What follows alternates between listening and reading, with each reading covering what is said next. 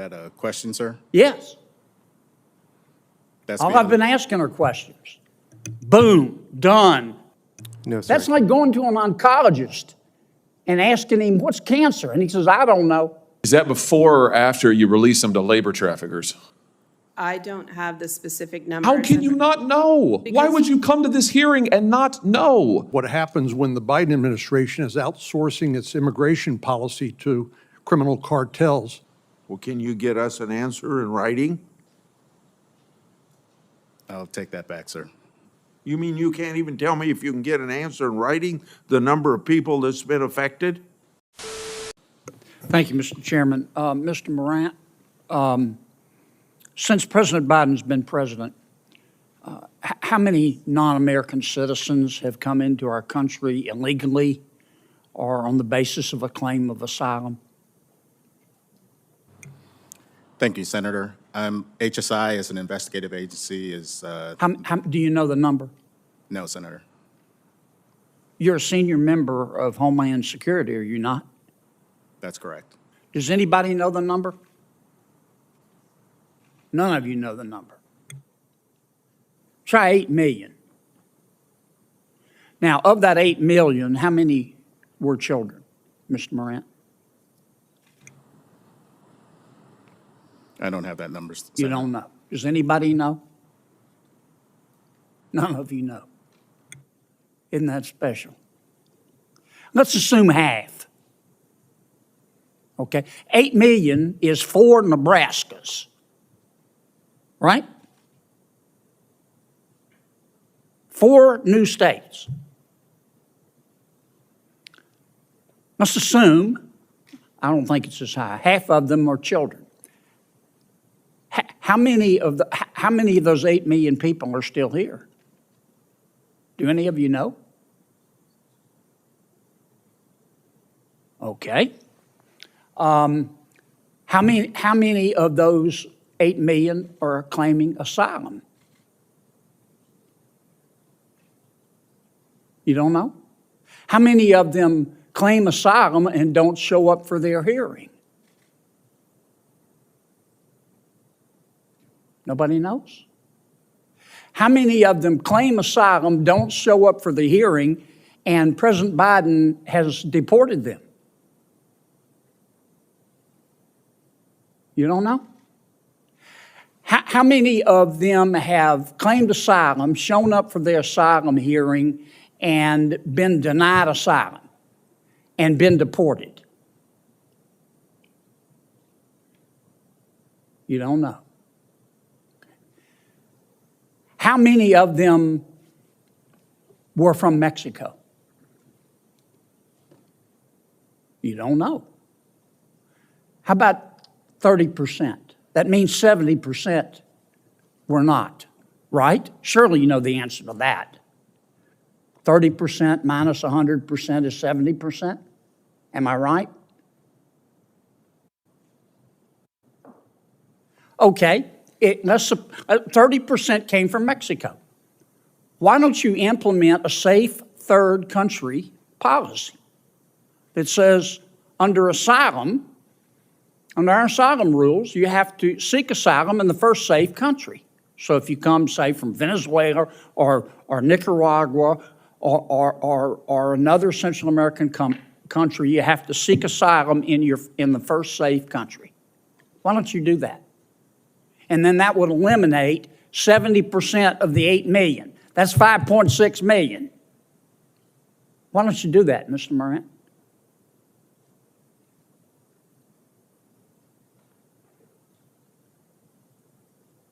Is that a question, sir? Yes. That's All I've been asking are questions. That's beyond the purview of HSI. Oh, okay. How about you, Mr. Salazar? You're a former advisor to the vice president. How come we don't do a safe third country agreement? Sir, we're working with our partners in the region. 21 countries signed on to the Los Angeles Declaration. Have you done a safe third country agreement? You've had, what have you been at it, 2 years?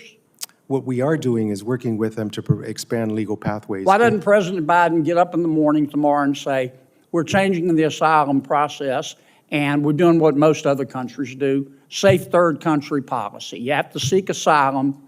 We support asylum. We have to seek asylum in the first safe country. That would eliminate 5.6 million people, boom, done, coming into our country illegally, wouldn't it? Sir, I just want to point out Washington. Wouldn't it? It would, sir, but there are Okay. activities underway. Let me ask you this, because I'm going to run out of time. President Biden and all of you believe in open borders, don't you? Don't you? I mean, I ask really basic questions. I don't mean any disrespect. I appreciate you being here. And I know you all love our country as we all do. But I believe in straight answers. I like straight answers and breakfast food. And there are only two possibilities here. Either President Biden and his team believe in open borders, or the people that the president has put in charge of the immigration policy of this country are not qualified to manage a food truck. And nobody's that incompetent. You folks believe in open borders, don't you? Sir, I think we believe in secure borders. You believe in then you don't even know how, well, I'm going to take 30 more seconds. You don't even know how many people have come in illegally since President Biden has been president? You're a former senior advisor to the Vice President of the United States, Mr. Salazar. And you can't even give me a number? No, sir. That's like going to an oncologist and asking him, what's cancer? And he says, I don't know. Give me a break. You testified a moment ago to Senator Butler that every child gets a Know Your Rights presentation. Is that correct? That is correct. Is that before or after you release them to labor traffickers? Senator, every child that comes into our care gets a Know Your Rights presentation, as well as... Have you read these New York Times reports, these stories, the series of stories the New York Times has done on the children who are in your care? Have you read them? Yes, I have.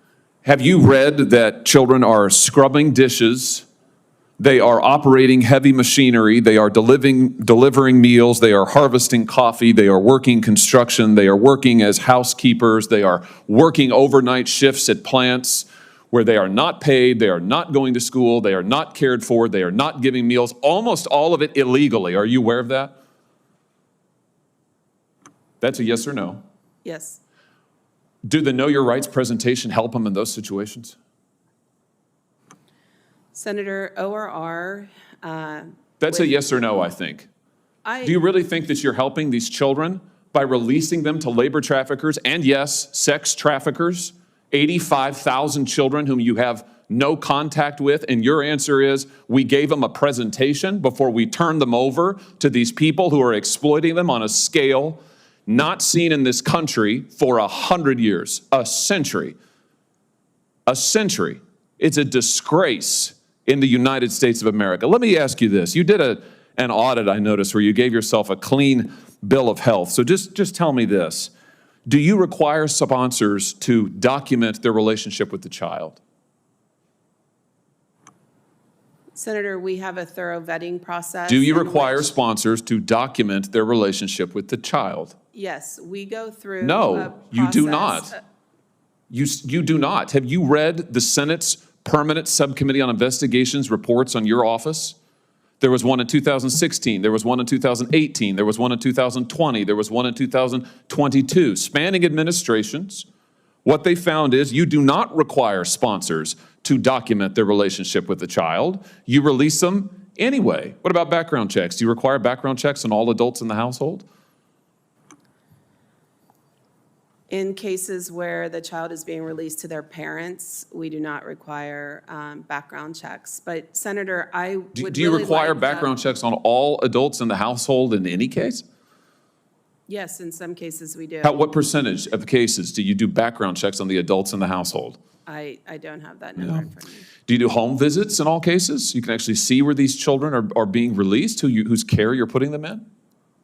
We do not do home visits in all cases. Senator, I'd really like the opportunity to talk about what we are doing. I know what you're doing, and it's incredibly and totally inadequate. And we can read about it in the New York Times. Since you say you've read it, let's talk a little bit about that New York Times report, if we could. Here's a quote from the April 17th installment. Again and again, veteran government staffers and outside contractors told HHS, including reports that reached the Secretary, that children appeared to be at risk. Did you warn the Secretary that children were at risk?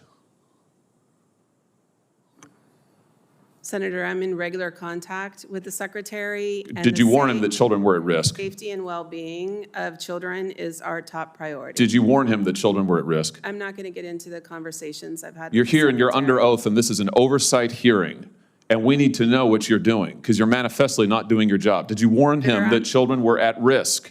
Do you believe that children are at risk? Let's start with that. Yes. Okay, did you warn the Secretary? Senator, I'm not going to get into the specifics of my conversation, but I would like the opportunity Why to wouldn't talk you about- warn the Secretary that children were at I would risk? like the opportunity to talk about what we Let's are look at what the doing. Secretary said to you. The other one, James. Yeah, that one. At least 5 HHS staff members said they were pushed out after raising concerns about child safety. Mr. Becerra, that's the Secretary, told the ORR director, that's you, right, that if she could not increase the number of discharges, he would find someone who could.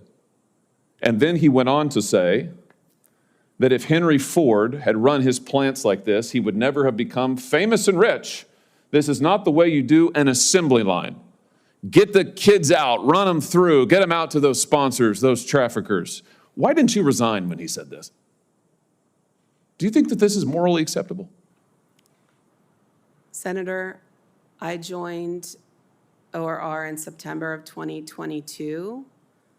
I believe that was reported prior to my arrival, but I cannot speak This is from to- an article this year. I can't speak to what the Secretary.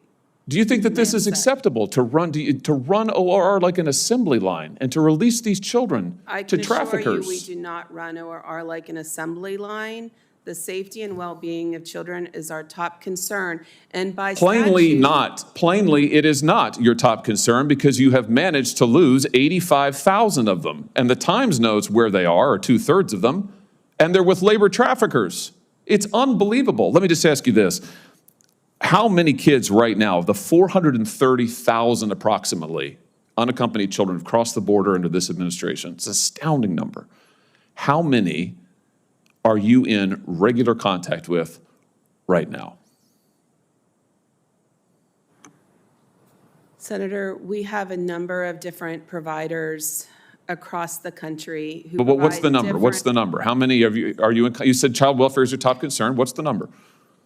I don't have the specific numbers. How can you not know? Why Because- would you come to this hearing and not know? Respectfully, if you would like us to provide comprehensive case management to children after they're released from our care, so we can report. Respectfully, exact- I would like you to do your job and not release children to human traffickers. Respectfully, that's what I would like. I'd like you not facilitate the largest child trafficking ring in American history. What has changed in the last 3 or 4 years?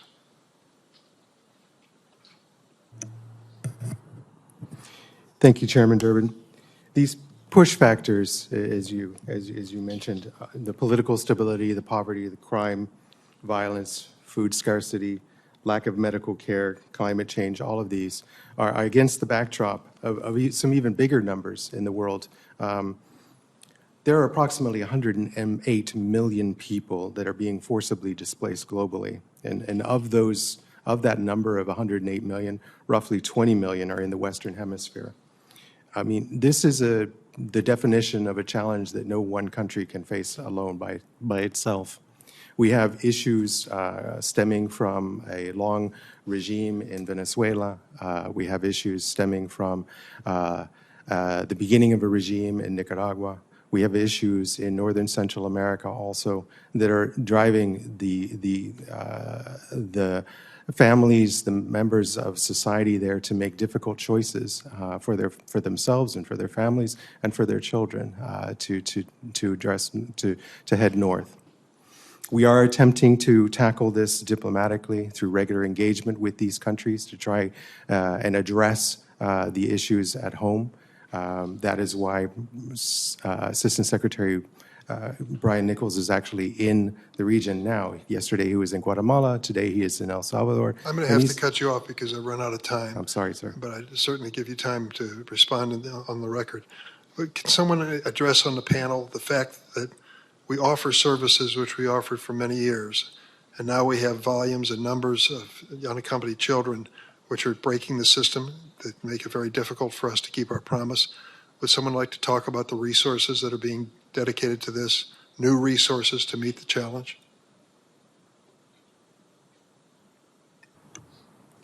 Thank you, Senator.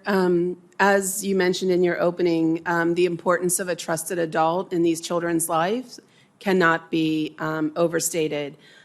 Children, we do our best. We have a thorough vetting process to release children to vetted sponsors, primarily close family members. But when and if those placements break down, having that trusted adult through post-release services or legal services. We have more children receiving those services than we've ever had, but we need to continue, and we need the support of Congress to do that. Because of unprecedented numbers in the refugee program, which both the refugee program and the unaccompanied children is one budget, we do have a request for $1.9 billion to be able to properly continue to expand and make sure that all children have these services. Thanks.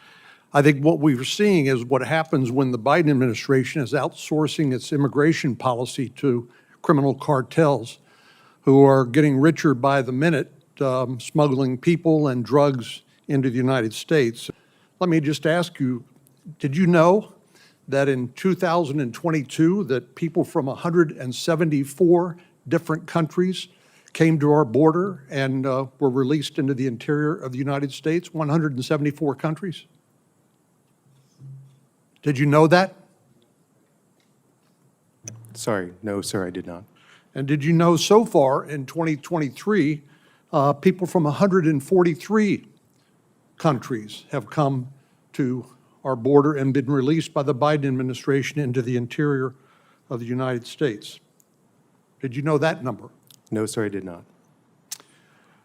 Well, I agree with Senator Graham. When you try to solve a problem, the first thing you need to do is understand what the problem is.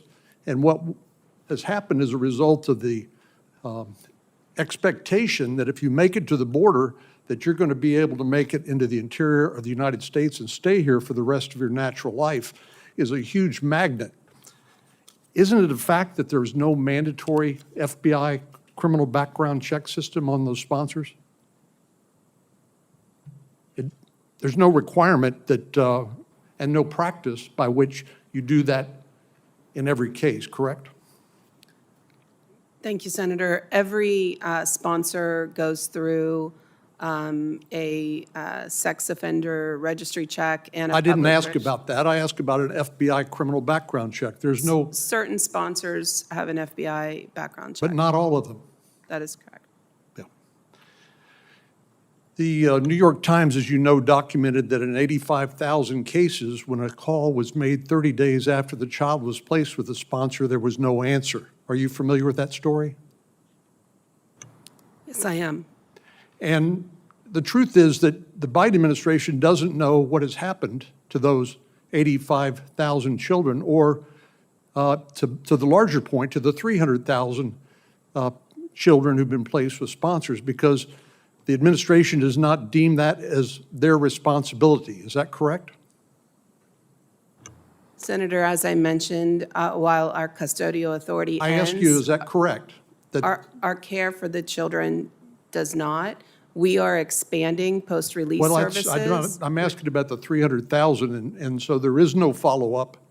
Can I just ask as a final question, the New York Times documented that Susan Rice, the domestic policy advisor for the Biden administration, and that Secretary Becerra, who's head of the Health and Human Services, both were made aware of these 85,000 attempts to contact sponsors with no avail, and did nothing in response. Do you know if in fact the President of the United States was informed about these facts? Senator, I'd like to set the record straight that although a call was not picked up, Do you there know were if the President number- of the United States was made aware of the report in the New York Times about 85,000 unanswered wellness checks 30 days after the child was placed with a sponsor? Did the President of the United States know that? We are in regular communication. I can't speak to the specifics, but I want to reiterate the fact that a telephone call was not picked up, does not mean that that child did not have post-release services, did not have legal But you don't services. know because you or- don't follow up after that. You or can't tell us whether the child's being sex trafficked into forced labor, whether they're going to school, whether they're getting health care. You can't tell us whether they're being neglected or otherwise abused. You can't tell us, and the fact of the matter is, if you cared to find out, then you could do something about it. But it's obvious to me that the Biden administration simply does not care. So in August, I wrote to Iowa's law enforcement people, primarily the 99 county sheriffs. They told me that the cartels didn't just traffic humans and drugs at the border. The cartels have a presence in communities across the United States and are particularly active along the major highways. In Iowa, we have the Sinaloa and the CJ&J cartels. Now in the counties of Greene, Story, Marshall, and Polk County, right at the heart where the I-35 meets I-80. Those two highways cut across the United States.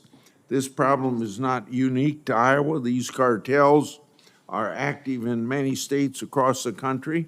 So to Director Morant, what steps has Homeland Security investigations taken to combat cartels in the interior of our nation, and what tools would be helpful in rooting them out? Can you provide a detailed plan to Congress by the end of the year to accomplish this? Thank you for that question. As to the first part of that, HSI deploys a very robust strategy to disrupt and dismantle all transnational criminal organizations. We also use a force multiplier of vetted units overseas to try and push the border out before these crimes enter our borders. So we have a very, very active criminal strategy that deals with criminal activity not only within the United States, but outside of the United States. Can you provide, you're going to have a comprehensive plan by the end of November?